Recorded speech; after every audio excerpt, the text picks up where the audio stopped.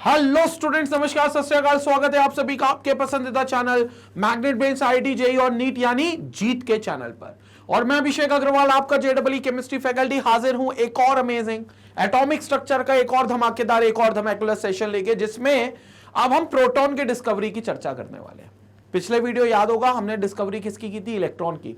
मतलब हमने नहीं की थी, खोज तो कर दी थी रदरफोर्ड जे टॉमसन साहब ने कई सदियों पहले, जिसमें मदद उनको कई और साइंटिस्ट ने दी थी। विलियम क्रुक्स ने दी थी, पेरिन ने दी थी, प्लकर ने दी थी, और फैराडे के तो शुरुआत फैराडे से हुई थी, फिर स्टोनले साहब आए थे।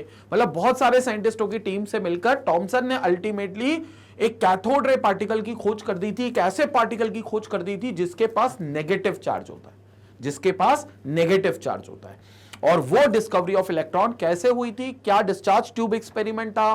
कैसे वो गैस के अंदर से कंडक्शन होते हुए आपको एक एक कैथोड रे दिखी थी, उस कैथोड रे के अंदर पार्टिकल दिखा था, उस पार्टिकल का क्या नेचर था? ये सारी बातें हम पिछले वीडियो में कर चुके हैं।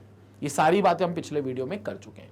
अब इस वीडियो में हम क्या बात करेंगे? इस वीडियो में हम एक और सब एटॉमिक पार्टिकल यानी कि प्रोटॉन की डिस्कवरी की बात करेंगे। कहीं ना कहीं प्रोटॉन की डिस्कवरी का सपोर्ट इस बात से आया कि यार, जब किसी मैटर में एक नेगेटिव पार्टिकल हो सकता है, किसी भी एटम में अगर नेगेटिव पार्टिकल हो सकता है, तो उस एटम में 100% पॉजिटिव चार्ज पार्टिकल भी होगा। उसी एटम में 100% पॉजिटिवली चार्ज पार्टिकल भी होगा। अगर उसमें नेगेटिवली चार्ज पार्टिकल है तो उसमें पॉजिटिवली चार्ज पार्टिकल भी होगा। क्यों होगा? क्योंकि एटम इलेक्ट्रिकली न्यूट्रल रहता है। एटम अगर हम देखें मोर और लेस, तो वो इलेक्ट्रिकली न्यूट्रल रहता है। इसका मतलब उसके पास नेट चार्ज जीरो होता है, लेकिन नेगेटिव और पॉजिटिव के रूप में उसके पास चार्जेस जरूर होते हैं। नेगेटिव और पॉजिटिव के रूप में उसके पास चार्जेस जरूर होते हैं। तो जब नेगेटिव चार्ज है, जब कैथोड रेस है, जब कैथोड रे पार्टिकल है, तो डेफिनेटली एनोड रे और एनोड रे पार्टिकल भी होगा। यह पार्टिकल भी होगा। तो उसी पार्टिकल की चर्चा यानी कि प्रोटॉन की चर्चा हम इस वीडियो में अपने करने वाले हैं। स्टार्ट करेंगे शुरुआत को, लेकिन उससे भी इंपॉर्टेंट चीज यह है कि जो डिस्कवरी हमने करी है यूट्यूब चैनल की, इतने शानदार यूट्यूब चैनल मैग्नेट ब्रेन्स की, उसके कुछ खास विशेषताएं बताने का, जिसमें आपको सबसे पहले मिलते हैं topic wise explanatory videos. IIT JEE course module की अगर मैं स्पेसिफिक बात करूं तो यहां पर आपको स्टडी मटेरियल तो मिलता ही है, लेकिन साथ में आपको एक्सप्लेनेटरी वीडियोस के साथ डीपीपीस। क्योंकि मैग्नेट ब्रेन्स का हमेशा से मानना रहा है कि आईआईटी में आपको थ्योरी तो चलो अपनी जगह पर है, वो तो इंपॉर्टेंट है ही, लेकिन अल्टीमेट जो सिलेक्शन होगा आपका आईआईटी जेईई में, वो आपके क्वेश्चन सॉल्विंग अप्रोच से होगा। तो इतने क्वेश्चंस की प्रैक्टिस कराएं कि आईआईटी जेईई में कोई कसर ना छोड़े।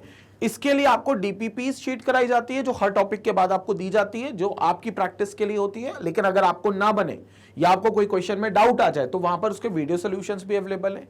फिर आपके मोस्ट इंपॉर्टेंट क्वेश्चंस की सीरीज आती है, प्रीवियस ईयर क्वेश्चंस की सीरीज आती है, डाउट क्लियरिंग सेशंस आते हैं, वन शॉट रिवीजन आता है, ऑनलाइन टेस्ट सीरीज आती है। मतलब कुल मिलाकर आईआईटी जेईई को क्रैक करने का ये एक वन स्टॉप सोल्यूशन है। यहां पर आपको सारी चीजें मिलेंगी जो शायद किसी के पेड कोर्स में भी नहीं मिलती। उससे ज्यादा आपको यहां मैग्नेट ब्रेन्स पर बिल्कुल वो भी फ्री ऑफ कॉस्ट मिल रही है। फ्री ऑफ कॉस्ट मतलब 100% फ्री ऑफ कॉस्ट। कोई सब्सक्रिप्शन नहीं है, कोई पैकेज नहीं है, कोई कोर्स बाइंग नहीं है। पूरा course content IIT JEE course module का इस यूट्यूब चैनल और मैग्नेट ब्रेन्स की वेबसाइट magnetbrains.com पर 100% फ्री एक्सेसिबल है, जिसको आप मोबाइल से, लैपटॉप से, कंप्यूटर से, डेस्कटॉप से, किसी भी डिवाइस से आप एक्सेस कर सकते हो। और सारे लेक्चर्स को सिर्फ आपको इन्वेस्ट क्या करना है? अपना टाइम। सिर्फ अपना टाइम इन्वेस्ट करना है, और टाइम इन्वेस्ट करके आप ये सारी चीजों को फायदा उठा सकते हो, और आईआईटी का all India rank 2 digit 1 digit rank आप हासिल कर सकते हो। क्लियर हो गया? ठीक है, तो ये सारी चीजें अब चर्चा करते हैं हम लोग प्रोटॉन की डिस्कवरी की, और बात करते हैं प्रोटॉन की खोज कैसे हुई और किस तरीके से हुई। तो पॉजिटिव रेस की पहले बात तो खोज की गई, which is basically a part of discovery of proton, positive rays. The existence of positively charged particles in an atom was shown by E. Goldstein in 1886. Positively charge particles होते हैं किसी एटम में, इस बात की खोज किसने करी थी? E. गोल्डस्टीन ने इन द ईयर 1886। ठीक है, हालांकि अब तुम ये सोचोगे कि 1897 में इलेक्ट्रॉन था, ये 1886 में प्रोटॉन था, तो एक्चुअली इसकी जो प्रोसेस थी खोज की, ये जो एक्सपेरिमेंटल प्रोसेस होती है पूरी, वो शुरुआत बहुत पहले हो गई थी। वो इलेक्ट्रॉन की खोज से पहले ही हो गई थी, लेकिन it was the electron as the first sub atomic particle जो डिटेक्ट हो गया था पहले। ठीक है, बाकी अगर प्रोसेस की बात करोगे तो प्रोटॉन की प्रोसेस इलेक्ट्रॉन की खोज से पहले ही शुरू हो गई थी। He repeated the same discharge tube experiment by using a perforated cathode. अब उन्होंने वही सेम लिख दिया ना वर्ड, मतलब जो टॉमसन साहब ने कैरी आउट किया था डिस्चार्ज ट्यूब एक्सपेरिमेंट, कैसा? अगर आपने लास्ट वीडियो मेरा नहीं देखा है तो प्लीज पहले लास्ट वीडियो जाकर देखें, जिसमें यहां पर बात की गई थी एक ग्लास ट्यूब की। एक ग्लास ट्यूब उन्होंने लिया था, उस ग्लास ट्यूब में दो मेटल रॉड्स बनाई थी, दो मेटल रॉड्स बनाई थी, like this was the glass tube, like this was the glass tube, और इस ग्लास ट्यूब में दो मेटल रॉड्स बनाई थी, दो मेटल रॉड्स बनाई थी, ये मेटल रॉड्स थी। बस इस बार एनोड और कैथोड के टर्मिनल बदल जाएंगे, मतलब ये रॉड अब आपकी positive negative positive negative positive negative के बैटरी सोर्स से कनेक्टेड होगी, और ये वाली नेगेटिव, मतलब ये पॉजिटिव है ये नेगेटिव है, ये पूरी तरीके से पॉजिटिव रॉड, ये पूरी तरीके से नेगेटिव रॉड, ये पूरे तरीके से नेगेटिव रॉड। तो ये negative negative negative negative negative, और ये पूरी पॉजिटिव पॉजिटिव पॉजिटिव पॉजिटिव, ये पूरी पॉजिटिव। इसमें एक इनर्ट गैस भरी थी, इसमें एक इनर्ट गैस भरी थी। उस समय वो एक्सट्रीम लो प्रेशर पर थी, बस अंतर इतना है कि इस समय वो inert gas extreme high pressure पर होगी, एक्सट्रीम हाई प्रेशर पर होगी, बस इतना अंतर है।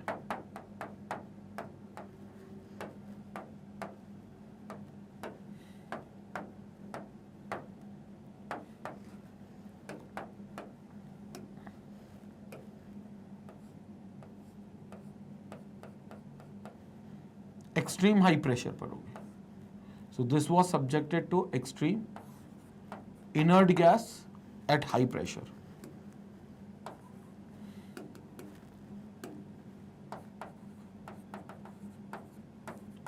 Inert gas at high pressure. So it was all the inert gas at high pressure. और ये सेम डिस्चार्ज ट्यूब उनने यहां पर ली। तो this is all about the discharge tube.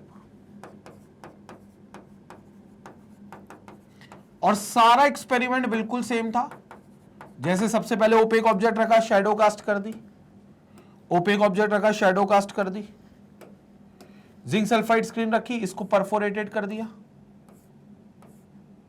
इसको परफोरेटेड कर दिया, ऐसा परफोरेटेड कर दिया इसको। और जब परफोरेटेड किया, इसको जब परफोरेटेड किया तो यहां पर जिंक सल्फाइड की स्क्रीन लगा दी, तो यहां पर जिंक सल्फाइड की स्क्रीन लगा दी, तो ये जिंक सल्फाइड की स्क्रीन लग गई, जिंक सल्फाइड की स्क्रीन। ये जिंक सल्फाइड की स्क्रीन से वो बिल्कुल समझ में आ गया कि वो ग्लो करेगी, क्योंकि यहां से एक रे ट्रैवल करेगी, इनविजिबल रे, जो पहले तो दिखाई नहीं देगी, बाद में इसको डिटेक्ट किया जाएगा।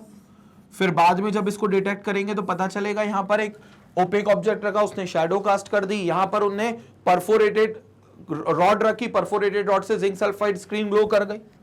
यहां पर जो परफोरेटेड रॉड है उससे zinc sulphide screen, ZnS screen क्या कर गई? ग्लो कर गई। तो ZnS स्क्रीन ग्लो कर गई बिकॉज वहां पर उसने फ्लोरेसेंस मटेरियल दिया था, because this was all about fluorescence.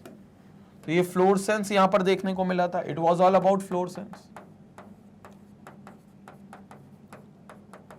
It was all about fluorescence, it was all about fluorescence. तो ये फ्लोरेसेंस देखने को मिला था, जिंक सल्फाइड स्क्रीन ग्लो कर गई थी, और ये जो था ये पूरा फ्लोरेसेंस आपको देखने को मिला था। तो ये फ्लोरेसेंस आपको देखने को मिला था, ठीक है। दूसरी बात, मुद्दा ये था कि जिंक सल्फाइड स्क्रीन के बाद भी उनको लगा कि यहां पर स्पार्कलिंग प्रोड्यूस होगी, ये ग्लो कर गई थी क्योंकि यहां पर एक लाइट रे आ रही है, लेकिन यहां पर क्या हुआ? एक स्पार्क प्रोड्यूस हुआ। सारी बातें पुरानी वाली हैं, स्पार्क प्रोड्यूस हुआ।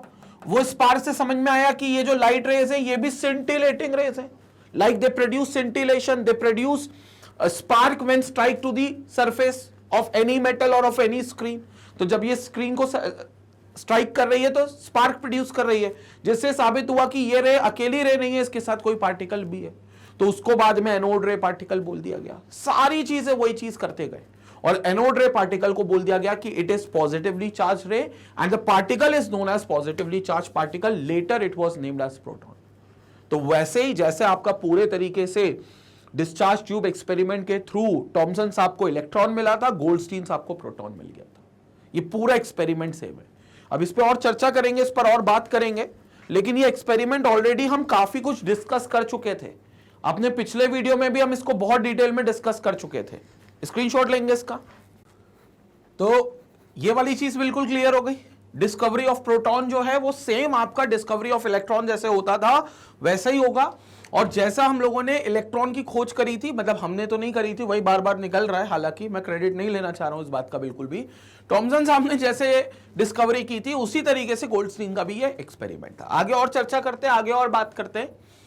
So it was observed. अब क्या क्या चेंजेस थे? एग्जैक्टली कॉपी कैट नहीं थे, एग्जैक्टली पूरा मॉडल कॉपी नहीं किया था, कुछ बदलाव था। बदलाव ये था, it was observed that when a high potential difference was applied between the electrodes, not only cathode rays were produced but also a new type of rays were produced simultaneously from anode moving towards cathode। तो वहां पर सिर्फ cathode से anode वाली raise नहीं निकलेगी, जबकि एक और रे निकलेगी जो एनोड से निकलेगी और कैथोड की तरफ जाएगी, जो बेसिकली एनोड से निकलेगी और कैथोड की तरफ जाएगी। तो ऐसी रेज भी आपको मिलेंगी which moves from anode to cathode. तो एनोड से कैथोड जाने वाली रेज भी वहां पर प्रोड्यूस होगी and pass through the holes और कैनाल ऑफ द कैथोड। और ये होल्स या फिर जो कैनाल्स होते हैं कैथोड के, बेसिकली जो कैथोड आपका बनेगा परफोरेटेड कैथोड, उसके थ्रू वो पास हो जाएगी। जैसे हमने परफोरेटेड वहां पर क्या बनाया था, एनोड को परफोरेटेड किया था, यहां पर ये कैथोड परफोरेटेड हो रहा है। This is cathode, this is negative rod, तो ये आपका हो गया कैथोड, ये कैथोड आपका परफोरेटेड हो रहा है। तो यहां एनोड से आपकी रेज निकलेंगी, दिस इज एनोड, एनोड से आपकी रेज निकलेंगी and it will move towards cathode. Anode से निकलेंगी और कैथोड की तरफ जाएंगी। ये इंपॉर्टेंट है जो हमको यहां पर समझना है। Now these termed as canal ray और कैथोड रे, आप इनको नाम देते हो कौन सी रेस? कैनाल रेस और कैथोड रेस।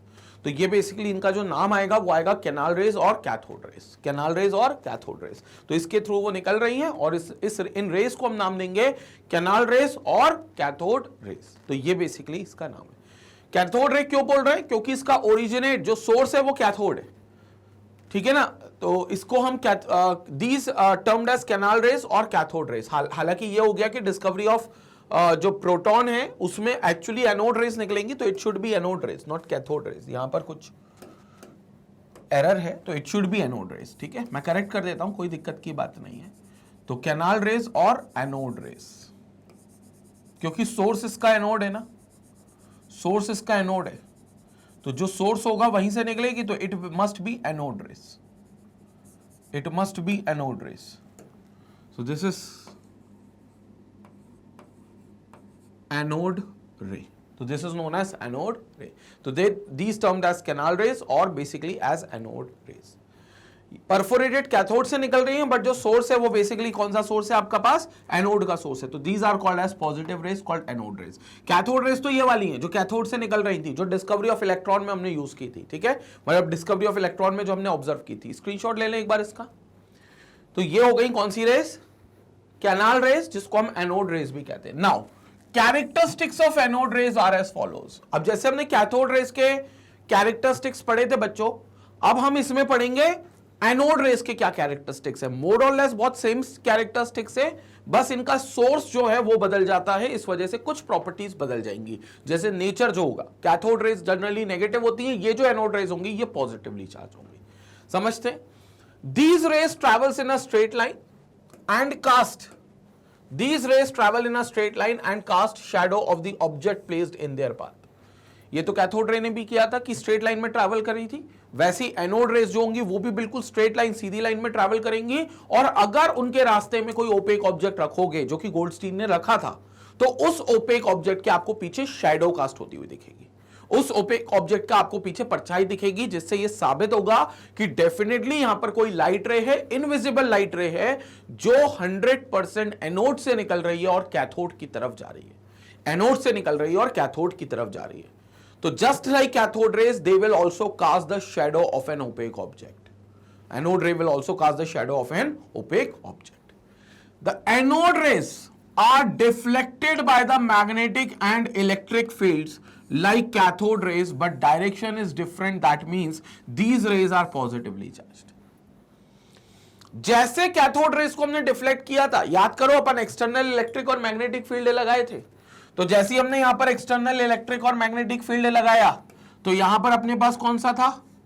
पॉजिटिव, ये पॉजिटिव था, और यहां पर अपने पास कौन सा था? ये नेगेटिव, दिस इज नेगेटिव।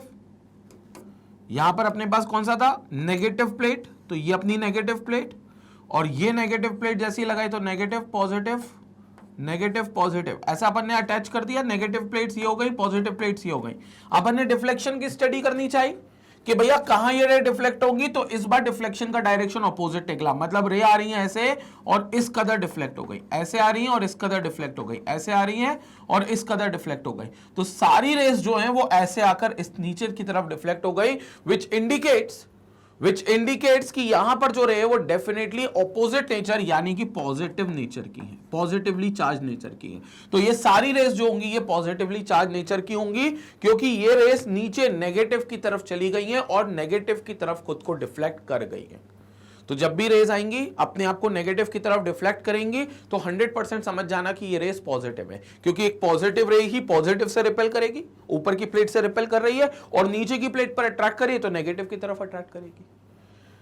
तो ये जो डिफ्लेक्शन पलटा है, ये जो डिफ्लेक्शन ऑपोजिट है, किससे ऑपोजिट? जो लास्ट वीडियो में हमने कैथोड रे का डिफ्लेक्शन देखा था, वो पॉजिटिव की तरफ घूम गया था, नेगेटिव से दूर था, पॉजिटिव की तरफ घूम गया था, इसलिए उसको हमने नेगेटिव चार्ज बोला। यहां पर वो नेगेटिव की तरफ चला गया, पॉजिटिव से दूर चला गया लेकिन नेगेटिव की तरफ चला गया, तो यहां पर रेज होगी वो पॉजिटिवली चार्ज होगी। इससे ये एक्सटर्नल फील्ड लगाने से ही पता चलता है कि भैया क्या नेचर है रेस का। And as the cathode rays were scintillating, these rays were also scintillating, which indicates कि ये एनोड रेज अकेली नहीं है, इनके साथ कोई पार्टिकल भी है, एनोड रे का पार्टिकल भी एसोसिएटेड है, और उस एनोड रे के पार्टिकल को बाद में जाकर प्रोटॉन बोल दिया गया। बाद में जाके क्या बोल दिया गया? प्रोटॉन। तो that was considered as proton. Moving ahead, आगे चलते हैं, आगे और बात करते हैं। ये पॉजिटिवली चार्ज रेज हो गई, इसके बारे में यहां से ये पता चला। स्क्रीनशॉट लेंगे एक बार इन दोनों पॉइंट्स का, बहुत इंपॉर्टेंट है ये दोनों points. Okay, so this was about the anode rays. Moving ahead, these rays have kinetic energy and produces heating effect also. इनके पास काइनेटिक एनर्जी है because they are moving with very high velocity. जैसे कि cathode rays भी move कर रही थी high velocity से, वैसे ही एनोड रेज भी बहुत हाई वेलोसिटी से मूव करती हैं। और सिंपल सी बात है, जब ये मेटल सरफेस से किसी से टकराएंगी, किसी भी मेटल अच्छे सरफेस से टकराएंगी, तो ये वहां पर क्या करेंगी? हीटिंग इफेक्ट प्रोड्यूस करेंगी। ये सेम कैथोड रे ने भी प्रोड्यूस किया था। किसी भी मेटल से टकराने के बाद they will produce the heating effect. Generally जो स्ट्रॉन्ग मेटल्स होते हैं, जो हार्ड मेटल्स होते हैं, उन हार्ड मेटल से टकराने के बाद ये रेज हीट होंगी, जिसके कारण ये हीटिंग इफेक्ट भी प्रोड्यूस करेंगे। कैथोड रेज ने भी किया था, ये भी करेंगे anode rays. The E/M ratio बोले तो charge to mass ratio of these rays is smaller than that of electrons. ये बहुत इंपॉर्टेंट है कि इसका जो E/M रेशियो आएगा ना, E/M ratio, charge to mass ratio किसका? एनोड रे का। वो चार्ज टू मास रेशियो जो होगा वो कैथोड रे के मुकाबले एनोड रे का बहुत कम आएगा। मतलब अगर हम E/M रेशियो देखें, E/M रेशियो किसका? एनोड का, तो एनोड का कम आएगा चार्ज टू मास रेशियो। और बल्कि यहां पर एनोड का जो रेशियो होना चाहिए वो E/M की जगह P/M होना चाहिए। P क्यों? क्योंकि प्रोटॉन की बात कर रहे हो। यहां E चार्ज क्यों था? क्योंकि यहां पर इलेक्ट्रॉन की बात करते थे, क्योंकि यहां पर आप इलेक्ट्रॉन की बात करते थे, तो इसलिए ये E/M था। लेकिन ये P/M हो जाएगा। क्यों? क्योंकि आप प्रोटॉन के चार्ज की बात कर रहे हो। तो ये आपका चार्ज हो गया कौन सा? प्रोटॉन। ये कौन सा चार्ज हो गया? इलेक्ट्रॉन। तो ये इलेक्ट्रॉन, ये प्रोटॉन। अब एक बात तो कंफर्म है, देखो मैं आपको समझा देता हूं कि इलेक्ट्रॉन का जो चार्ज है और प्रोटॉन का जो चार्ज है वो तो सेम है, मतलब जो प्रोटॉन का चार्ज है वो इलेक्ट्रॉन के चार्ज के बराबर है, विच इज बेसिकली 1.6 इंटू 10 की पावर माइनस 19 कूलम। बस अंतर इतना है कि प्रोटॉन में वो चार्ज प्लस होगा, इलेक्ट्रॉन में वो चार्ज माइनस में होगा, लेकिन होगा कितना वैल्यू वाइज 1.6 इंटू 10 की power minus 19 coulomb. Value wise यही वैल्यू होगी 1.6 इंटू 10 की पावर माइनस 19 कूलम। ये वैल्यू होगी इलेक्ट्रॉन के चार्ज की भी और प्रोटॉन के चार्ज की भी। और अगर ये वैल्यू होगी 1.6 इंटू 10 की पावर माइनस 19 कूलम, जो दोनों के लिए सेम होगी, तो फिर E upon M ratio, charge to mass ratio anode का कम क्यों हुआ? डेफिनेटली फिर मासेस डिफरेंट होंगे। और अगर ये charge to mass ratio electron का ज्यादा है और मास अगर डिनोमिनेटर में, तो it means mass of anode का पार्टिकल, एनोड का पार्टिकल मतलब प्रोटॉन, जिसको हम बाद में प्रोटॉन कहेंगे, तो mass of proton will be much higher than the mass of electron. अब वो कितना होगा अभी उस पर डिस्कशन चलेगा अपना, लेकिन एक बात क्लियर हो गई कि चार्ज टू मास रेशियो अगर बोला गया है कि इलेक्ट्रॉन का बहुत ज्यादा है और प्रोटॉन का बहुत कम है, तो हमने कहा चार्ज टू मास रेशियो में यार चार्जेस तो दोनों के सेम है, चार्जेस तो दोनों के पास वैल्यू वाइज मैग्नीट्यूड बात करें तो 1.6 इंटू 10 की पावर माइनस 19 कूलम है। तो फिर charge to mass ratio electron का ज्यादा क्यों हुआ? इसका मतलब जो डिनोमिनेटर में है यानी कि मास, वो इलेक्ट्रॉन का बहुत कम है और जो प्रोटॉन का मास है वो बहुत ज्यादा है। तो इससे यह साबित हो गया कि प्रोटॉन और इलेक्ट्रॉन के मास में बहुत ज्यादा डिफरेंस है, बहुत ज्यादा डिफरेंस है। ये प्रोटॉन और इलेक्ट्रॉन के मास का मेनली डिफरेंस आता है। कंसेप्ट क्लियर हो गया? और लगभग अगर हम बात करें प्रोटॉन के मास की वैल्यू वाइज अगर मैं बात करूं, तो प्रोटॉन का जो मास होता है वो होता है 1.67 इंटू 10 की पावर माइनस 27 kg। ये मास होता है किसका? प्रोटॉन का। 1.67 इंटू 10 की पावर मतलब 1.66 समथिंग होता है, उसको राउंड ऑफ करेंगे तो 1.67 इंटू 10 की पावर माइनस 27 kg। जबकि अगर यहां इलेक्ट्रॉन का मास आप देखोगे तो इलेक्ट्रॉन का mass will come out to be, कितना निकाला था वहां पर हमने? 9.1 इंटू 10 की पावर माइनस 31 kg। अब देखो कायदे में देखा जाए तो दोनों वैल्यूज बहुत छोटी, क्योंकि 10 की पावर माइनस 27 मतलब डेसिमल प्लेस पर 27 जीरो होंगे यार, मतलब 27 मतलब 0.000000000000000 मुंह थक जाएगा भाई तब तक। तो इतने जीरो के बाद कहीं 9 आएगा और इसमें कहीं आएगा 1, इसमें तो और जीरो आएंगे, 31 तक जाएगा, इसमें तो फिर भी 27 है। Are you getting my point? तो ये बहुत मासेस कम है, लेकिन जब हम कंपेयर करते हैं, कंपेरेटिवली देखते हैं, तो आपको क्लियर दिख रहा है कि मास ऑफ प्रोटॉन जो है वो बहुत ज्यादा है मास ऑफ इलेक्ट्रॉन से। अगर डेसिमल, अगर तुम जीरोस का ही अंतर देखोगे तो -27 से -31 है, इसमें 4 जीरो एक्स्ट्रा है। 4 जीरो मतलब समझ गए, मतलब 10,000 के ऊपर वैल्यूज जो होंगे उसका उतना स्केलिंग है इलेक्ट्रॉन के मास, प्रोटॉन के मास का 10,000 टाइम से भी ज्यादा है प्रोटॉन का मास। किसके मास के मुकाबले? इलेक्ट्रॉन के मास के मुकाबले 10,000 टाइम, 10,000 गुना। 1 गुना, 2 गुना, 4 गुना, 10 गुना नहीं बोल रहे इलेक्ट्रॉन, 10,000 गुना। तो आप समझ जाओ इस बात से कि प्रोटॉन का मास जो होता है वो बहुत ज्यादा होता है। इलेक्ट्रॉन के मास से अगर हम कंपेयर करेंगे तो प्रोटॉन का अपने आप में इंडिविजुअली दोनों मासेस जो हैं, अगर एब्सोल्यूटली वैल्यूज देखोगे तो बहुत कम है, लेकिन जब रिलेटिव वैल्यूज देखोगे आपस में तो प्रोटॉन का मास बहुत ज्यादा मिलेगा। और इसी प्रोटॉन के मास के ज्यादा होने की वजह से चार्ज टू मास रेशियो जो प्रोटॉन का है वो कम हो जाएगा। चार्ज टू मास रेशियो जो है वो प्रोटॉन का कम हो जाएगा और इलेक्ट्रॉन का जो हो जाएगा वो ज्यादा हो जाएगा। क्लियर हो गया? तो अगर अपन चार्ज टू मास रेशियो यहां पर निकालें, अगर अपन चार्ज टू मास रेशियो यहां पर निकालें इलेक्ट्रॉन का, तो वो कितना निकला था यहां पर? इलेक्ट्रॉन का कितना निकला था यहां पर? इलेक्ट्रॉन का चार्ज था 1.6 इंटू 10 की पावर माइनस 19 अपॉन मास कितना था? ग्राम में निकालना पड़ेगा तो इट विल बिकम 9.1 इंटू 10 की पावर माइनस 28 ग्राम्स। ये कूलम में, ये ग्राम्स में, तो कूलम पर ग्राम में समवेयर अराउंड 1.75 इंटू 10 की पावर 8 निकला था कूलम पर ग्राम।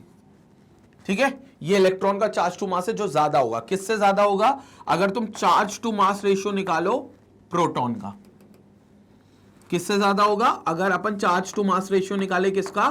प्रोटॉन का। तो ये हो गया भैया चार्ज, ये हो गया अपना मास, किसका? प्रोटॉन का। तो कितना होगा? चार्ज तो देखो सेम है, बस अंतर इतना है कि ये माइनस में रहता है, बाकी यहां पर अगर चार्ज देखोगे तो प्लस में होगा, वैल्यू वही रहेगी 1.6 इंटू 10 की power minus 19 coulomb divided by इसका मास जो निकलेगा 1.67 इंटू 10 की पावर, ये -27 kg है, तो इसमें 3 यूनिट्स और कम करेंगे तो ग्राम में आ जाएगा, तो -24 ग्राम्स।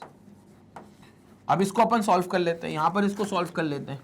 तो 1.6 डिवाइडेड बाय 1.67 इज अप्रोक्सीमेटली 1, लेकिन ठीक है मैं 1.6 डिवाइडेड बाय 1.67 एक बार करता हूं, तो we have this value as 0.95, तो ये वैल्यू आ गई 0.95 इंटू 10 की पावर -19 और 10 की पावर -24, तो ये ऊपर गया तो इट विल बिकम 10 की पावर 5, ठीक है 10 की पावर 5। तो इसको एक काम करते हैं, अपन लिख लेते हैं 9.5 इंटू 10 की पावर 4। अब तुम अंतर देखो कितना है, 4 जीरो का लगभग अंतर है, 1.75 और 9.5 का अंतर अलग है। डेसिमल्स अगर जीरोस की बात करोगे तो 10,000 का तो डिफरेंस जीरोस में ही आ रहा है। संपट पड़ रही है मेरी बात, ये डिफरेंस है जो मेनली आपको देखने को मिलता है। तो इट विल बिकम 9.5 इंटू 10 की पावर 4 कूलम्स पर ग्राम। दिस विल बिकम 1.75 इंटू 10 की पावर 8 कूलम्स पर ग्राम।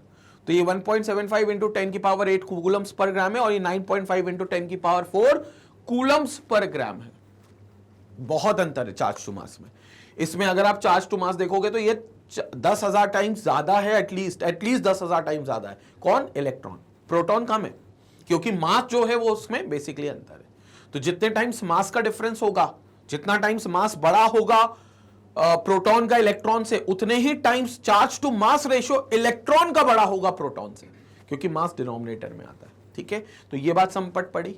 आपको याद नहीं रखना, अगर आपको कोई वैल्यू याद रखनी है तो मैं आपको 2-3 वैल्यूज बता देता हूं। एक तो आपको ये प्रोटॉन की वैल्यूज मास याद रखना होना चाहिए, एक ये वैल्यू याद होनी चाहिए इलेक्ट्रॉन का मास, न्यूमेरिकल्स में क्योंकि दिक्कत देगा नहीं। तो चार्ज तो याद देखो याद हो गया होगा अभी तक, और तुम्हें इलेक्ट्रॉन का चार्ज टू मास भी याद रहना चाहिए।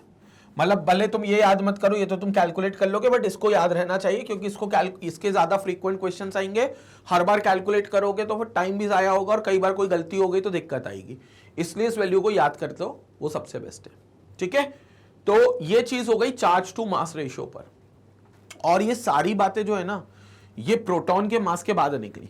मतलब charge to mass ratio proton का जो है वो ऑब्वियसली प्रोटॉन के मास के बाद आया, जो किसने कैलकुलेट किया था, जिसने उसको डिस्कवर किया, ई डॉट गोल्डस्टीन ने। ठीक है, हालांकि इलेक्ट्रॉन के लिए चार्ज टू मास रेशियो बहुत पहले ही आ गया था, जो कि जे टॉमसन ने अपने हिसाब से कैलकुलेट किया था। बात करते हैं इसके आगे, स्क्रीनशॉट ले लें एक बार इस पार्ट का, क्योंकि ये दोनों पॉइंट्स बहुत इंपॉर्टेंट है, खासतौर से 4th पॉइंट सबसे ज्यादा इंपॉर्टेंट है। चलें, बहुत बढ़िया, लेट्स मूव अहेड नाउ। अगले क्वेश्चन पर चलते हैं, अगले पार्ट पर चलते हैं। अगले पॉइंट्स की यहां जिक्र करते हैं, अगले पॉइंट्स की यहां बात करते हैं। These rays produces flashes of light on zinc sulphide screen. Same है, कैथोड रे ने भी किया था। जिंक सल्फाइड स्क्रीन क्या दिखाती है? फ्लोरसेंस दिखाती है। फ्लोरसेंस समझ गए ना, मैंने पिछले वीडियो में भी बात करी थी, it's a fluorescence screen. Light मिलने पर जो तुरंत रिफ्लेक्ट कर दे लाइट को, ऐसे मटेरियल को हम फ्लोरसेंस मटेरियल कहते हैं। Zinc sulphide is one of them. Light मिलने पर जो शाइन करे, जैसे हम कई बार बाय रोड ट्रैवल करते हैं, एक शहर से दूसरे शहर जाते हैं, तो रास्ते में आपने वो साइन बोर्ड्स देखे, इंदौर इतने किलोमीटर दूर है, दिल्ली उतने किलोमीटर दूर है, भोपाल इतने किलोमीटर दूर है, सारे साइन बोर्ड्स दिखते होंगे आपको। कभी रात में गौर करना, जैसे ही आपकी गाड़ी की हेडलाइट उन साइन बोर्ड्स पर पड़ती है, वो और ग्लो कर जाते हैं, वो और चमक जाते हैं, एकदम से वो रेडिएट करने लगते हैं एनर्जी। तो वो क्या है? बेसिकली उसमें फिजिक्स का कंसेप्ट भी है रिफ्लेक्टर्स का, लेकिन वो जो मटेरियल है that is known as fluorescence material, जिसको आप लाइट मिलने पर एकदम से शाइन करता हुआ देख रहे हैं। या सड़क के बीचों बीच जो डिवाइडर्स लगे होते हैं, या कोई अगर बड़ा सा पेड़ है अगर किसी जगह पर, रोड पर कहीं पे भी, या कोई पोल है, तो उस पर एक स्टिकर या कुछ ऑरेंज कलर का एक लाइट टाइप का रिफ्लेक्टर चिपका देते हैं। क्यों? क्योंकि जैसे ही लाइट उस पर पड़ेगी वो तुरंत क्या करेंगे? रिफ्लेक्ट बैक करेंगे, क्योंकि वो एनर्जी को स्टोर नहीं करते, लाइट एनर्जी को स्टोर नहीं करते। वो लाइट उनको जैसे ही दी जाती है वो तुरंत उसको एमिट कर देते हैं, तुरंत उसको रिफ्लेक्ट बैक कर देते हैं। तो वो पर्टिकुलर चीज क्या होने लगती है? ग्लो करने लगती है। वही चीज होती है fluorescence, and zinc sulphide screen भी वैसे ही करती है। जैसे इस पर कोई अगर लाइट आएगी तो ये फ्लैश करेगी, ये चमकेगी, उसको हम कहेंगे फ्लोरसेंस। अब तुम बोलोगे सर लाइट स्टोर नहीं करती, मतलब ठीक है, तो लाइट कोई स्टोर भी करता है क्या? हाँ, एक और कंसेप्ट होता है जिसको हम बोलते हैं फॉस्फोरसेंस। कौन सा कंसेप्ट होता है? फॉस्फोरेसेंस, जो बेसिकली लाइट को स्टोर करता है, जो बेसिकली क्या करता है? लाइट को स्टोर करता है। कैसे करता है? फॉस्फोरेसेंस नाम से समझ में आ रहा होगा, फॉस्फोरस से बना है। मान लो मेरे पास कोई भी डिवाइस है, सपोज करो ये मेरे पास कैलकुलेटर रखा हुआ है, मान लो थोड़ी देर के लिए कि ये फॉस्फोरस का बना हुआ है, थोड़ी देर के लिए मान लेते हैं ये फॉस्फोरस का बना हुआ है। अब इसको मैंने क्या करा? इसको मैंने लाइट के पास ले गया। कोई सी भी लाइट हो सकती है, आपके घर की ट्यूबलाइट हो सकती है, या डे लाइट, सनलाइट हो सकती है, कोई सी भी लाइट आप ले लो। तो ये जो फॉस्फोरस से बना हुआ मटेरियल है, ये क्या करेगा? ये बोलेगा भाई जब तक मुझे लाइट दोगे, जब तक मुझे पर लाइट स्ट्राइक करते जाओगे, मैं उस लाइट को स्टोर करता जाऊंगा, मैं उसको एब्जॉर्ब करता जाऊंगा। फॉस्फोरस के पास वो टेंडेंसी है कि वो लाइट को एब्जॉर्ब कर सकता है। और जब वो लाइट सोर्स बंद कर दोगे, रात हो जाएगी, अंधेरा कर दोगे कमरे में, तो मैंने जितनी लाइट को स्टोर करा हुआ है उसके बाद मैं उसको एमिट करूंगा। When the light source is being cut off, then I'll emit all those radiations which I have already stored when that light was striking at me. तो जब वो स्ट्राइक कर रही थी लाइट, तो जब वो लाइट को एब्जॉर्ब कर रहा था, और जब अंधेरा किया, रात हो गई, तो जितनी स्टोर की है उसने लाइट एनर्जी, उसको वो क्या करेगा? एमिट करेगा, उसको बाहर फेंकेगा। ये कंसेप्ट होता है फॉस्फोरेसेंस। फॉस्फोरेसेंस। अब इसके एग्जांपल देता हूं, बहुत कनेक्ट कर पाओगे। बचपन में वो स्टिकर्स चिपकाए होंगे कहीं, या बचपन तो खैर तुम्हारा अभी चल ही रहा है वैसे तो, लेकिन फिर भी थोड़ी सी फाउंडेशन क्लासेस अपनी याद करो। जब तुम 5th-6th क्लास में थे, तो कंपास बॉक्स पे या लंच बॉक्स पे, वाटर बॉटल पे, कॉपी पर, कवर पेज पर आप स्टिकर्स चिपकाते थे, और ऐसा अंधेरा करके देखते होगे, ठीक है ना? तो वो अंधेरा करके देखते होगे, दोस्त को भी दिखाते होगे कि यार देख ये देख देख ग्लो कर रहा है। कहीं ना कहीं तुम उसमें पता नहीं कोई सा वर्ड रेडियम यूज करते थे, देख रेडियम है, रेडियम है, रेडियम है। वो मुझे आज तक नहीं पता ये रेडियम वर्ड उसके लिए कहां से आ गया, किसने बनाया। क्योंकि भाई साहब रेडियम जो है वो एक रेडियो एक्टिव सब्सटेंस है।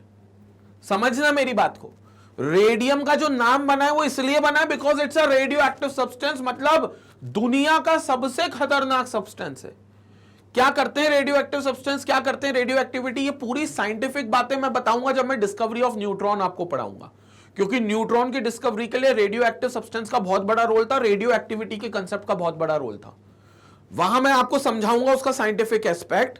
लेकिन फिलहाल के लिए रेडियो एक्टिव सब्सटेंस की जो मैं खतरनाक बता रहा हूं इतना होता है, उसका एक एग्जांपल ये दे देता हूं कि जितने भी न्यूक्लियर वेपन्स होते हैं ना, जब दो देश लड़ते तो हम न्यूक्लियर मिसाइल छोड़ देंगे, न्यूक्लियर बॉम्ब से धमाका कर देंगे, न्यूक्लियर वेपन्स ले आएंगे इतने तरीके के। तो क्यों देशों में दहशत फैल जाती है, क्यों कोई तीसरे देश को बीच में आना पड़ता है कि सर न्यूक्लियर की बात मत करो, न्यूक्लियर की चर्चा मत करो, लड़ाई करना है लड़ो। अभी तुमने रिसेंट देखा होगा जैसे रशिया और यूक्रेन की लड़ाई चल रही है, रशिया हैव इन्वेडेड यूक्रेन, तो वो लड़ाई हो रही है, तो वो ठीक है, वो लड़ाई हो रही है बंदूकों से, तोपों से, गाइडेड मिसाइल से, ठीक है, नॉर्मल मिसाइल से। लेकिन वहां न्यूक्लियर की बात नहीं चल रही है। न्यूक्लियर की बात होगी तो अमेरिका से भी यहां आएंगे, यहां से बहुत सारी कंट्रीज आएंगी जो दबाव बनाएंगी कि आप ऐसे लड़ाई झगड़े मत करो। क्यों? क्योंकि जब न्यूक्लियर की बात आती है तो उसमें रेडियो एक्टिव सब्सटेंस आता है, और रेडियो एक्टिव सब्सटेंस अगर कहीं बर्स्ट होता है, कहीं ब्लास्ट होता है, तो उससे निकलने वाली जो रेडिएशन है, जिनको रेडियो एक्टिव रेडिएशन कहा जाता है, वो इतनी खतरनाक, इतनी एनर्जेटिक रेडिएशंस होती है कि सेकेंडों में पूरा का पूरा देश तबाह कर सकती है, पूरा का पूरा देश खत्म कर सकती है। मास डिस्ट्रक्शन उससे हो सकता है। अब अगर आप लड़ाई दो देशों में लड़ते हो, तो जैसे तोपों से लड़े हो, बंदूकों से लड़े हो, तो लाइक आप अपफ्रंट जो आर्मी है, जो अपफ्रंट सोल्जर्स हैं, उनके साथ लड़ाई लड़ रहे हो। जो सिविलियंस हैं, जो आम आदमी है, जो आम नागरिक उस देश का, उनको आप हानि नहीं पहुंचाना चाहते, लाइक अपनी बात भी रखना चाहते हो, लड़ाई भी करना चाहते हो, बट आप आम आदमी को हर्ट नहीं करना चाहते, आप उनको नुकसान नहीं पहुंचाना चाहते। आर्मी टू आर्मी इसलिए लड़ाई होती है। लेकिन जब हम न्यूक्लियर वॉर में आ जाते हैं, तो वहां पर अब आर्मी वाला सिलसिला खत्म, अब सोल्जर्स लेवल पर बात खत्म, अब आम नागरिकों तक बात है। क्योंकि वो रेडिएशन ये थोड़ी ना देखेगी कि ये आर्मी वाला है या ये आम नागरिक है, वो तो सारे सिविलियंस, पूरा देश, मैंने आपको कहा ना, कुछ सेकंडों में तबाह हो जाएगा। वो न्यूक्लियर मिसाइल्स इतनी खतरनाक है। बहुत सदियों पहले आपने पढ़ा होगा जीके में, बहुत सालों पहले कहना चाहिए, जापान के 2 शहरों हिरोशिमा और नागासाकी में गिरी थी। और जापान आपको मालूम होना चाहिए डेवलप्ड कंट्रीज में आता है, लेकिन जो जापान है उसके वो जो 2 शहर हैं, हिरोशिमा और नागासाकी, वो अभी तक डेवलप नहीं हो पाए प्रॉपर, वो अभी तक उस सदमे से उभर नहीं पाए। और ऐसा नहीं है कि जब वो न्यूक्लियर मिसाइल्स गिरी हैं तो सिर्फ उसी समय उनका जो नुकसान हुआ है या उस जनरेशन को जो नुकसान सफर करना पड़ा है वो सिर्फ उसी जनरेशन तक सीमित है, ये कई जनरेशनों तक ट्रांसफर हुआ है, क्योंकि जो रेडिएशंस के इंपैक्ट थे, जो इफेक्ट्स थे, वो इतने खतरनाक है कि वो एक जनरेशन तक नहीं 4-5 जनरेशंस तक आगे तक जाते। इसलिए आज आप देखोगे कि वहां हिरोशिमा और नागासाकी में अभी भी जो न्यू जनरेशन के बच्चे हैं वो कहीं ना कहीं स्पेशली एबल्ड होते जा रहे हैं, वो कहीं ना कहीं इसी वजह से एक नॉर्मल बिहेवियर नहीं दे पा रहे। रीजन बीइंग क्यों? क्योंकि वो इंपैक्ट ऐसा है। जैसे भोपाल गैस ट्रेजेडी, वो तो बहुत कुछ नहीं था, मतलब अगर आपने पढ़ा होगा भोपाल गैस ट्रेजेडी के बारे में तो ठीक है, इट वाज लाइक कि वो भोपाल गैस ट्रेजेडी थी, उसमें केमिकल्स का जो लीक हुआ था मिथाइल आइसोसाइनाइड, वो एक गैस के रूप में पूरे शहर में लीक हो गई थी। लेकिन मुद्दा ये है कि उसका भी अगर आप कुछ 100 गुना 200 गुना मैग्नीफाइड करके एक डिस्ट्रक्शन कॉज करोगे तो वो डिस्ट्रक्शन होता है न्यूक्लियर डिस्ट्रक्शन। तो पहली बात, वो जो स्टिकर तुम चिपकाते हो वो रेडियम नहीं होता, वो रेडियम वर्ड मुझे नहीं पता कहां से आया, but that is the concept of phosphorescence. Phosphorescence अगर आपने देखा होगा, चलो रेडियम वाला एग्जांपल नहीं, अपन वापस आते हैं अपने फॉस्फोरेसेंस के कंसेप्ट पे बात करते हैं। रेडियम वाला भी एग्जांपल छोड़ो, तुमने कभी देखा होगा किसी के बेडरूम में सीलिंग पे वो चांद सितारे चिपकते हैं, आते हैं अगर मार्केट में, और तुम्हारे हो सकता है बेडरूम में ऐसा हो, चांद सितारे तुम लोग सीलिंग पे चिपका देते हो, तो उसको देखना जैसे ही तुम सोने जाते हो, लाइट बंद करते हो अपने रूम की, तो वो सीलिंग पूरी जगमगाती है, ऐसा आसमान टाइप का लगता है, चांद भी दिख रहा है, सितारे भी दिख रहे हैं, एस्ट्रोनॉट घूमता हुआ दिख रहा है, 1-2 प्लैनेट्स घूमते हुए दिख रहे हैं ना। वो क्या कंसेप्ट है? That is the phosphorescence. That is also not radium, that is also phosphorescence. क्यों? क्योंकि दिन भर तो आपने उसको डे लाइट दी, दिन भर तो आपने उसको डे लाइट दी, और फिर आपको वो क्या कर गया? एमिट बैक कर गया, तो वहां पर वो आपको एमिट करेगा, और जब तक जितनी लाइट उसके अंदर होगी उतना ही एमिट करेगा, एक के बाद वो डिम हो जाएगा। जैसे आप कभी देखना उसको 3-4 बजे देखना, 10 बजे आप सोने पर गए, मान लो 3-4 बजे आपकी नींद खुली, अंधेरा बीबी रूम में है, आप देखना उनकी लाइट थोड़ी डिम हो जाएंगी। वो जो रेडिएट कर रहे हैं, वो जो एमिट कर रहे हैं रेडिएशंस, जो लाइट को एमिट कर रहे हैं, वो जो उन्होंने एब्जॉर्ब की थी तब वो डिम हो जाएंगी। तो क्यों डिम हो गई? 10 बजे जगमगा रही थी, 4 बजे डिम हो गई, क्योंकि वहां पर वो एनर्जी निकाल चुके हैं मैक्सिमम। अब फिर अगले दिन सुबह होगी, फिर डे लाइट उन्हें मिलेगी, फिर एनर्जी गेन करेंगे, फिर वो जगमगाएंगे अगली रात। समझ में आ रहा है? वो कंसेप्ट होता है फॉस्फोरेसेंस। फॉस्फोरेसेंस, ठीक है। तो फॉस्फोरेसेंस जो है, फॉस्फोरस के बनने वाला मटेरियल जो होता है, वो मटेरियल ज्यादातर दिखाते हैं। और इससे एक और जुड़ी हुई कहानी आपको अच्छी बताता हूं। जैसे आपने सुना होगा, गांवों साइड में अगर आप रहते हो अभी भी या कभी जाते होगे, तो गांव में जो बुजुर्ग लोग हैं वो कहते हैं रात में पीपल के पेड़ के नीचे मत जाना, बरगद के पेड़ के नीचे भी मत जाना। पीपल के पेड़ के नीचे तो इसलिए नहीं क्योंकि भूत प्रेत का कोई साया है, कुछ ऐसी बात करते होंगे। कोई भी घने पेड़ के नीचे वो रात में जाने से मना कर देते। अब क्या कंसेप्ट है, क्या चीज है? देखो, इंडिया में एक ही चीज का दुर्भाग्य है कि जहां लोगों को साइंस समझ में नहीं आती, जहां विज्ञान समझ में नहीं आता, वहां 2 चीजें होती हैं, या तो वहां मैजिक होता है, जादू होता है, या फिर वहां भूत प्रेत होता है। ठीक है, इन 2 के अलावा कुछ नहीं होता। लेकिन उसके पीछे भी साइंस है, उसके पीछे भी एक साइंस का कंसेप्ट है। एक्चुअली क्या होता है कि जब पुराने जमाने में जब जो किसी की डेथ हो जाती थी, तो एक प्रोसेस होती थी कि उसकी डेड बॉडीज को जहां पर भी होता था, कहते थे घने पेड़ की छांव में दफन कर दो। मतलब कोई भी अगर डेथ हुई है किसी की, तो उसको पीपल का पेड़, बरगद का पेड़, ऐसे किसी पेड़ के नीचे आप दफन कर दो, घने पेड़ की छांव में, इनको एक छाया मिल जाएगी, ऐसा एक मान्यता थी। अब क्या होता है, जब डेड बॉडी किसी की उसके आप नीचे दफन करते हो, जब उसको गाड़ते हो, तो डेड बॉडीज में 2 चीजें होती हैं, एक स्किन और एक बोन्स। एक स्किन और एक बोन्स। अब आपको पता है भैया, स्किन तो क्या होती है, समय के साथ डिकम्पोज हो जाती है, क्योंकि बायो में आपने पढ़ा है कि स्किन बहुत टाइम तक नहीं रहती, स्किन डिकम्पोज होती है। लेकिन सालों तक क्या रहते हैं? हड्डियां वहां पर मौजूद रहती हैं, हड्डियां वहां पर बनी रहती है। कंकाल जिनको आप कह देते हो, कुछ टाइम के बाद वो वहां पर आपको हमेशा मिल जाएंगे। 20 साल बाद भी अगर आप उस जगह को खोदोगे तो आपको वहां पर हड्डियां मिल जाएंगी। हड्डियां जो होती हैं वो 2 चीजों से मेनली बनती हैं। हड्डियों के जो लिगामेंट्स होते हैं, बोन लिगामेंट्स, वो बनते हैं फॉस्फोरस से। कैल्शियम से तो वो हड्डियां स्ट्रांग होती हैं, लेकिन जो फॉस्फोरस होता है वो बोन लिगामेंट्स उसके बने होते हैं। अब फॉस्फोरस आ गया तो फॉस्फोरेसेंस आएगा। देखो कैसे, दिन भर तो आपने उनको डे लाइट दी, किनको? डेड बॉडी की हड्डियों को जो नीचे गड़ी है। अब आप सोचोगे सर नीचे गड़ी है तो वहां डे लाइट कैसे गई? भाई सिंपल सी बात है, अगर आप पेड़ उगाने के लिए या पौधा उगाने के लिए बीज गाड़ते हो, तो वो जो बीज आप गाड़ रहे हो उस पर भी तो आप सनलाइट दे रहे हो ना, नीचे गाड़ कर। उसको भी डे लाइट तो मिल रही है ना, मतलब उसको एनर्जी का सोर्स तो कहीं मिल रहा है ना। तो बस उसी बोन्स को भी एक एनर्जी का सोर्स मिलता है। दिन भर तो वो क्या करती हैं, उसको एब्जॉर्ब करते हुए जाती हैं, दिन भर उनने एब्जॉर्ब करा। जैसे ही रात हुई, जैसे ही अंधेरा हुआ, उनने उन लाइट्स को एमिट करना चालू किया। एमिट करना चालू किया मतलब अपने अंदर से वहां से उन्होंने रिफ्लेक्ट बैक करना चालू किया। अब वो एकदम से ऐसा दिखेगा कि जमीन के नीचे, थोड़ा सा नीचे, क्योंकि बहुत नीचे नहीं गाड़ते आप, 2-3 फीट का गड्ढा करते हो मात्र, तो वहां पर जब जैसे आप देखोगे तो नीचे से आपको एक रोशनी टाइप की दिखेगी, एक लाइट जलती हुई दिखेगी बिल्कुल अंधेरे में। तो वो दूर से देखने पर पेड़ के नीचे से आपको एक रोशनी, एक उजाला टाइप का दिखेगा। तो देखने में दूर से यह प्रतीत होगा कि यार उस पेड़ के नीचे क्या हो रहा है, उस पेड़ के नीचे भूत भूत कोई है, मतलब वो मिसकंसेप्ट बन गया। और वो जो मिसकंसेप्ट बन गया ना, तो चलन बन जाता है, वो अंधविश्वास जो बन जाता है ना, वो फिर चलन बन जाता है पूरे, कई पीढ़ी, कई सदियों तक उस चलन को माना जाता है। तो वहां पर देखा गया कि भैया वो भूत है, दूर से देखने पर। अब खुद सोचो, इमेजिन करो कितना खतरनाक मंजर वो लगेगा कि दूर से देखने पर वो भूत लगे। जबकि कंसेप्ट क्या है, हड्डियों का कंसेप्ट है, फास्फोरेसेंस है, साइंस है।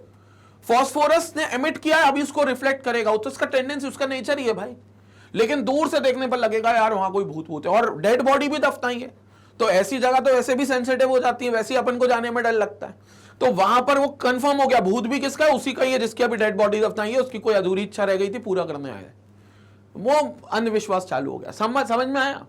तो अगली बार अगर कोई ऐसी चीज बोले तो उसके पीछे का साइंस पकड़ने की कोशिश करना, और उनको भी अवेयर करना, उनको भी स्प्रेड करना ये बात कि अरे जैसे दादी वादी बोले ना, दादी को गोदी में उठाकर लेकर जाना, बोला दादी हड्डियां चमक रही है, तुम जबरदस्ती गांव वालों को डराती रहती हो, ऐसा वैसा। समझ आ रहा है? तो ये चीज कोशिश करना, साइंस खुद समझ सको जितना ज्यादा से ज्यादा, और जितना ज्यादा से ज्यादा समझा सको, तभी अंधविश्वास, भूत प्रेत, इन सबसे बाहर आ पाएंगे, इन सबसे आगे बढ़ पाएंगे।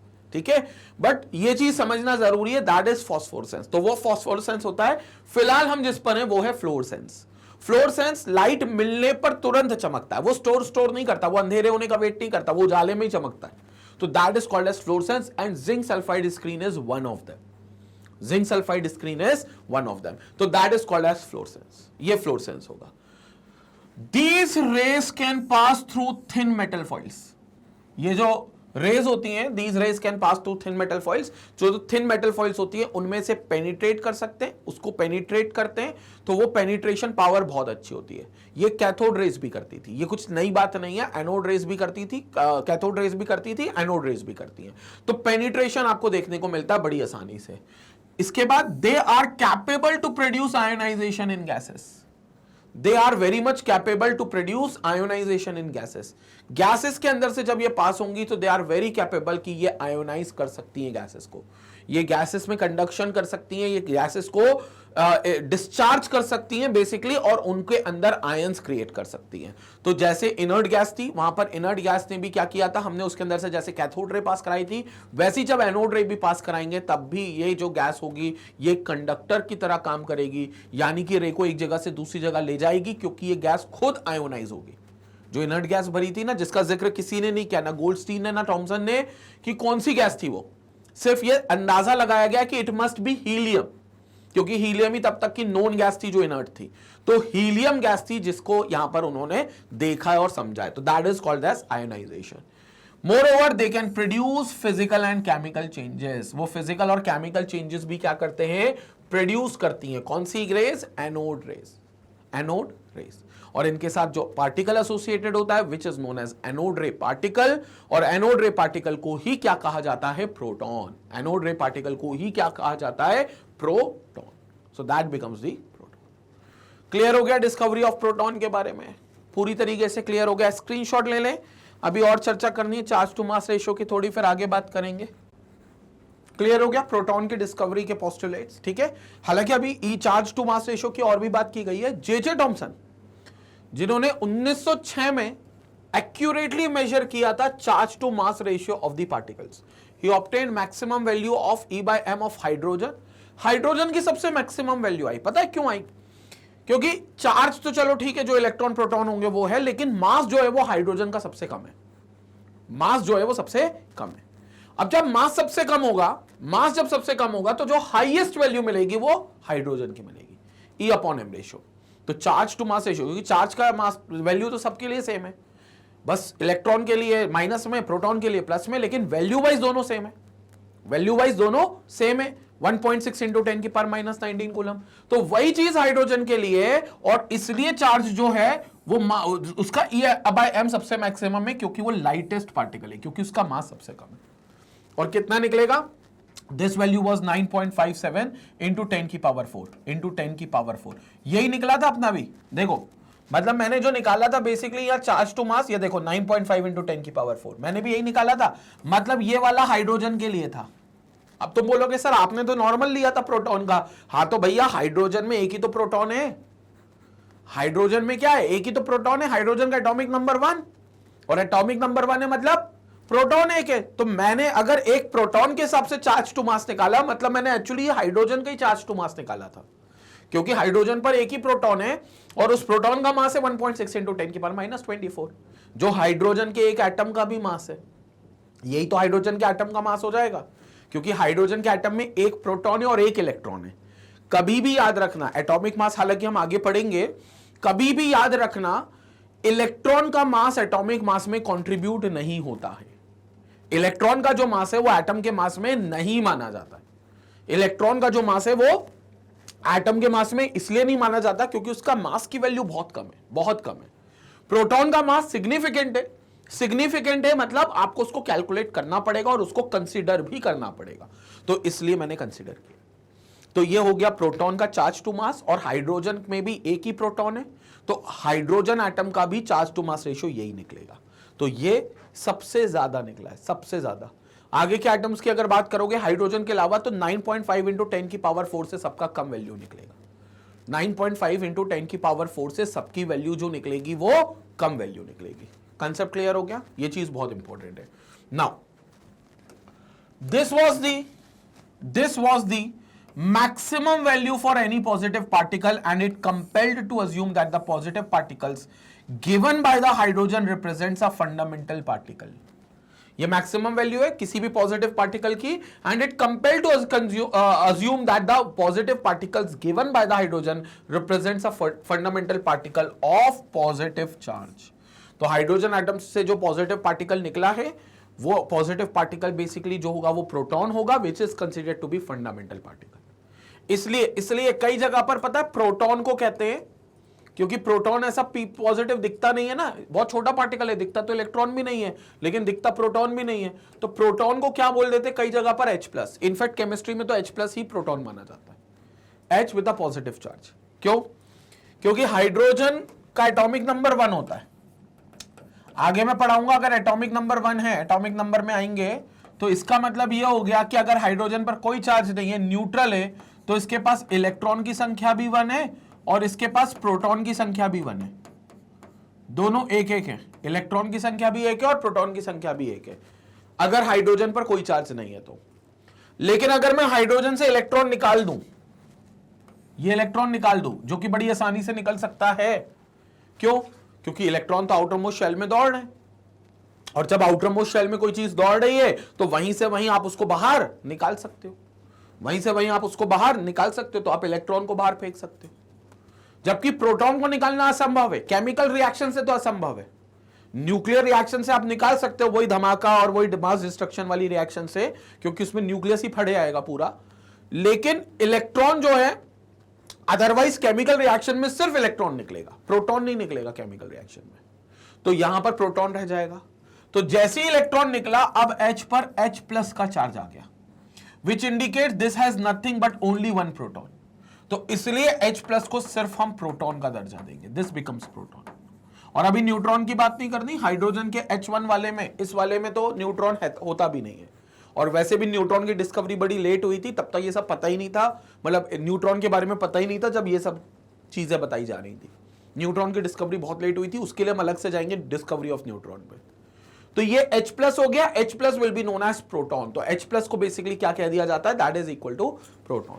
तो कभी भी अगर आपको H+ दिखे या कभी भी आपको प्रोटॉन बनाना हो तो आप P+ बना सकते हो, लेकिन वो बोले प्रोटॉन को यहां बम्बार्ड करा रहे हैं या इसको यहां पर रिएक्ट करवा रहे हैं, तो प्रोटॉन को रिएक्ट करवा रहे हैं मतलब H+ को रिएक्ट करवा रहे हैं, ये इंपॉर्टेंट है। So that is H+। ठीक है, this particle was named proton by Rutherford in 1911, और ये जो H पॉजिटिव को बेसिकली प्रोटॉन बोला गया, जो बेसिकली एनोड रे का ही एक रूप था, एनोड रे ही क्रिएट करता था, तो उसको बाद में रदरफोर्ड ने नाम प्रोटॉन दिया 1911 में। तो इस डिस्कवरी में कई बार रदरफोर्ड का नाम भी आता है। आप अगर गूगल करोगे कि हु डिस्कवर्ड प्रोटॉन तो गोल्डस्टीन के साथ साथ आपको रदरफोर्ड का नाम मिलेगा। और सच्चाई यही है कि जो एनोड रे है जिसमें प्रोटॉन पाया गया, उस एनोड रे की खोज गोल्डस्टीन ने करी थी थॉमसन के डिस्चार्ज ट्यूब एक्सपेरिमेंट को कॉपी करके, नॉट एग्जैक्टली बट यस उसी एक्सपेरिमेंट्स को रिपीट करके। तो एनोड रेज निकल गई थी जिसकी खोज की थी ई डॉट गोल्डस्टीन ने। उस एनोड के चार्ज टू मास के हिसाब से उसके अंदर एक एनोड रे पार्टिकल पाया जाता है, इस बात को जानना रदरफोर्ड ने काम किया था। मतलब इस बात के लिए रदरफोर्ड का श्रेय जाता है कि एनोड रे पार्टिकल जिसको प्रोटॉन कहते हैं उसको रदरफोर्ड ने बताया था। तो कायदे में यह देखा जाए कि प्रोटॉन की डिस्कवरी 1911 में हुई थी, जो एनोड रे पार्टिकल के अंदर से ही पाया गया था। एनोड रे किसने खोजा? ई डॉट गोल्डस्टीन ने। प्रोटॉन के बारे में किसने बात करी? रदरफोर्ड साहब ने। तो रदरफोर्ड को क्रेडिट मिलता है प्रोटॉन की खोज का भी। क्लियर हो गया?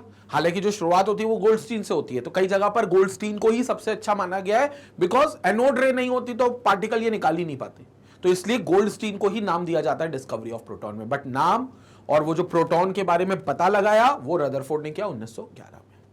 क्लियर? स्क्रीनशॉट ले लें इस बात का, क्योंकि ये भी बहुत इंपॉर्टेंट और जरूरी बात है।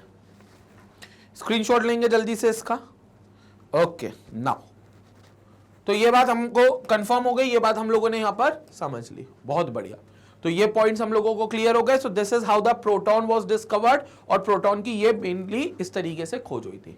More over proton carries a charge of plus 1.602 into 10 की power minus 19 coulomb, that is 1 unit positive charge. 1 unit positive charge इसलिए बोलते हैं क्योंकि रिलेटिवली अगर आप चार्ज देखोगे तो इलेक्ट्रॉन की वैल्यू का ही चार्ज है, बस अंतर साइन का है। प्रोटॉन पर पॉजिटिव है, इलेक्ट्रॉन पर नेगेटिव है, इसलिए 1 यूनिट पॉजिटिव चार्ज बोलते हैं। जैसे प्रोटॉन के ऊपर अगर कोई चार्ज पूछे तो हम +1 कहते हैं, relative, this is relative charge. तो फिर इलेक्ट्रॉन पर चार्ज कितना हो जाएगा? -1। और आगे हम केमिस्ट्री में पूरी तरीके से ये यूज करेंगे, रिलेटिव्स। जैसे मैं NaCl पर बोलता हूं, NaCl पर, तो NaCl अगर पानी में गया तो डिसोसिएट हुआ। NaCl जैसी पानी में गया, एक्वस मीडियम में गया, तो ये डिसोसिएट हुआ। अब डिसोसिएट हुआ तो किस में डिसोसिएट होगा? Na पॉजिटिव +1 और Cl नेगेटिव -1, तो ये +1 और -1 में होगा। अब ये नहीं लिखते कि ये Na+ है तो +1.6 इंटू 10 की पावर -19 कूलम है, या ये नहीं लिखते कि ये -1 का चार्ज है तो ये -1.6 इंटू 10 की पावर -19 कूलम है। ऐसा नहीं लिखते, ऐसा नहीं लिखते। होता यही है, होता ही चार्ज यही है। अगर एक Na पर एक +1 आ रहा है तो इतना ही चार्ज आ रहा है, एक Cl पर एक -1 आ रहा है तो इतना ही चार्ज आ रहा है। एक एटम की बात कर रहा हूं मैं, ये एक एटम, 1 मोल होंगे तो फिर तो चार्ज बढ़ जाएगा, लेकिन एक एटम की बात कर रहा हूं तो इतना ही आएगा। लेकिन इन वैल्यूज से कभी नहीं दर्शाते, हम इनको हमेशा +1 और -1 करके ही लिखेंगे। तो these values will always be written as +1 and -1। अगर 2 चार्ज आ गए, 2 यूनिट पॉजिटिव तो +2, 2 यूनिट नेगेटिव -2, +3 -3, +4 -4, ऐसी चलेगा। क्लियर हो गई बात? तो ये आपके चार्जेस होते हैं, this is called as relative charges. ये रिलेटिव हो गए, +1 -1, ठीक है। एब्सोल्यूट चार्जेस 1.6 इंटू 10 की पावर -19 कूलम प्लस में प्रोटॉन का और माइनस में इलेक्ट्रॉन का। स्क्रीनशॉट लेंगे इसका भी, पूरे तरीके से स्क्रीनशॉट लेंगे। ओके, तो भैया यहां पर अपना पूरा कंप्लीट होता है प्रोटॉन की डिस्कवरी, प्रोटॉन की खोज, क्योंकि हम लोगों ने यहां पर सेकेंड सब एटॉमिक पार्टिकल खोज निकाला। हम लोगों ने, मतलब आपने और हमने तो पढ़ाई करी है, खोजा तो साइंटिस्ट गोल्डस्टीन साहब ने और रदरफोर्ड साहब ने था, लेकिन प्रोटॉन की खोज यहां पर कंप्लीट होती है पूरी तरीके से, हम लोगों ने यहां देख लिया है। अब अगले वीडियो में जो हम बात करेंगे वो तीसरे सबसे इंपॉर्टेंट सब एटॉमिक पार्टिकल जो कि न्यूट्रॉन होता है उसकी खोज की बात करेंगे। और वो तीनों सब एटॉमिक पार्टिकल्स के बाद हम जाएंगे एटॉमिक मॉडल्स पर कि डिफरेंट साइंटिस्ट ने किस तरीके के एटॉमिक मॉडल्स दिए, किस तरीके के एटॉमिक मॉडल्स क्रिएट करें, उन सब पर हम यहां पर चर्चा करेंगे, ठीक है। लेकिन वो बात होगी अगले वीडियो में।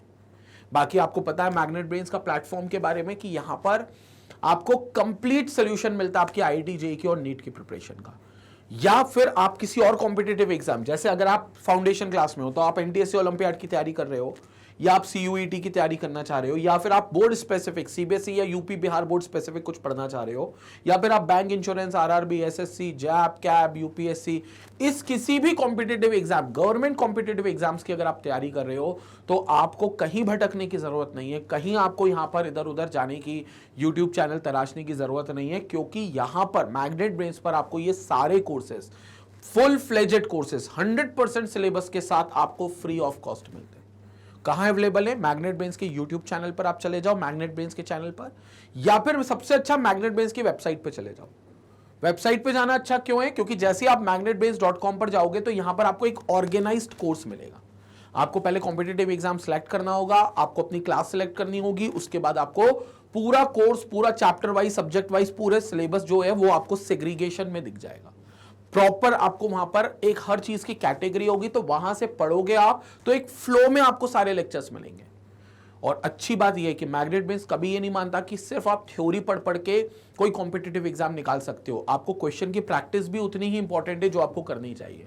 तो उसके लिए भी मैग्नेट ब्रेन्स आपको बहुत तरीके से प्रैक्टिस कराता है क्वेश्चंस की, फिर चाहे वो डीपीपी का फॉर्मेट हो, चाहे वो मोस्ट इंपॉर्टेंट क्वेश्चंस की सीरीज हो, चाहे वो प्रीवियस ईयर क्वेश्चन पीवाईक्यू की सीरीज हो, इसके साथ doubt clearing sessions, one shot revision series, online test series, ये सारी चीजें मिलती है मैग्नेट ब्रेन्स पर, and again 100% free of cost. कोई सब्सक्रिप्शन बाय नहीं करना, कोई पैकेज नहीं खरीदना, कोई कूपन कोड नहीं लगाना, क्योंकि पूरा सिलेबस इनमें से किसी भी कॉम्पिटिटिव एग्जाम की अगर आप तैयारी कर रहे हो, नर्सरी से लेकर 12th क्लास तक की कोई भी अगर आप सीबीएसई लेवल पर तैयारी कर रहे हो, तो 100% कोर्स कंटेंट आपको मिलता है बिल्कुल फ्री ऑफ कॉस्ट।